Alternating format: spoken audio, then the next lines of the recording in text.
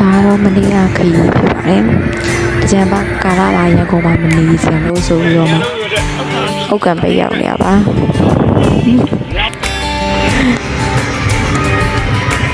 ဒါလည်းလမ်းတစ်လျှောက်တော့တင်ယူလိုမျိုးဘက်ကအိမ်ရန်နဲ့လမ်းဖိုက်ကိုပေးပါတယ်။ပြီးတော့ကားဘတ်ကားနဲ့ဆိုင်ကယ်နဲ့အစင်းလုံးလောက်ဖြတ်စီးပြီးတော့မှတော့စပါကင်းကိုဖြတ်ရပါတယ်။အဲ့ဒါမြင်တဲ့အတိုင်းပဲ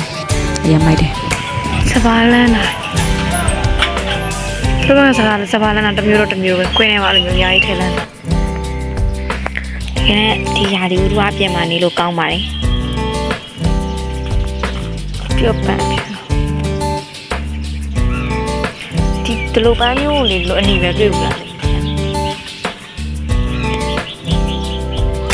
လိုအနီပဲသိရင်တွေ့ဘူးလားအဲ့လိုအဖြူကပန်းမအောင်တွေ့ဘူးလား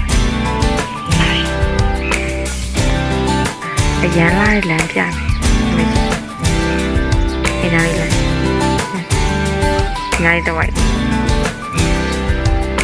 ည့်ဆန်နေရမယ်ချစ်